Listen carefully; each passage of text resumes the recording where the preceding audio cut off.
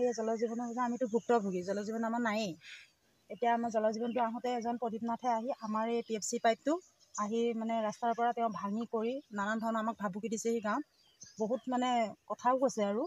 দি এগৰাকী মানুহকো বহুত খেদি গৈছে তেখেতে নানান ধৰণৰ কথা আৰু কিছুদিন হৈছে এইটো ভাঙি পেলাই তেওঁ থৈ যোৱা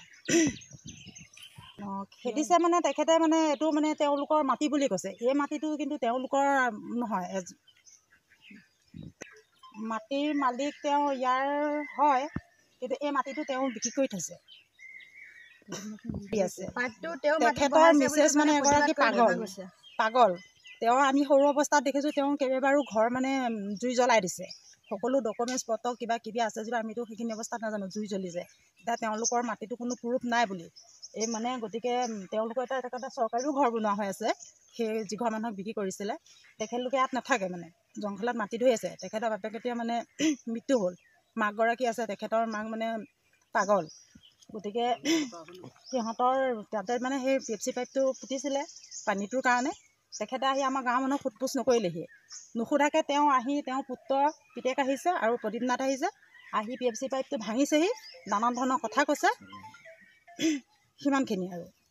তেওঁৰ নাম ৰোহিত বৰা হয় স্থানীয় বাসিন্দা এইটো পানী যোগানৰ মানে পাইপটো আহিছিলে যেতিয়া পাইপটো লগাই থৈ যোৱা হৈছিলে তেওঁ আহি যে দাবী কৰিছে এই মাটিটো তেওঁ বোলে পাইপটো তেওঁ মাটিত ফুটা গৈছে কিন্তু মাটিটো আচলতে তেওঁ নহয় বেলেগৰ আছিলে বেলেগৰ থকাৰ কাৰণে তেওঁ কাকো সোধপোছ নকৰি বেলেগ গাঁৱৰ পৰা আহি পাইপটো ভাঙি পেলাইছে তাতে দুই এজন মানুহে ওলাই পেলাই তেওঁক ভাঙা মানে কিয় ভাঙিছে বুলি সোধাত তেওঁ দা লৈ বাঁহ লৈ খেদি গৈছে মানুহখিনিক মানে উল্টাই খেদি গৈছে যে এইটো পাইপটো ভাঙালৈ কোৱাৰ কাৰণে এই প্ৰদীপ নাথে ইয়াৰ নহয় এই আগৰ গাঁওখনত তেলীয়াতি আছিলে তেওঁ আন এখন গাঁৱৰ পৰা আহি এখন গাঁৱত আহি পেলাই এই পাইপটো ভাঙি থৈ গৈছে তেওঁলোকক কওঁ যে এইটো পাইপটো ভাঙাৰ কাৰণে তাৰ উচিত শাস্তি কৰি মানে প্ৰতিবাদ কৰি আমাৰ পানীকণ যিহেতু আমাৰ ৰাইজক লাগেই পানীকণৰ মেইন পানীকণ লাগে যিহেতু এইকাৰণে যাতে সকলো মানুহে এই প্ৰতিবাদ মানে ভাঙা মানুহজনক উচিত শাস্তি দি পেলাই আমাৰ পানীকণৰ যোগান ধৰি দিয়ে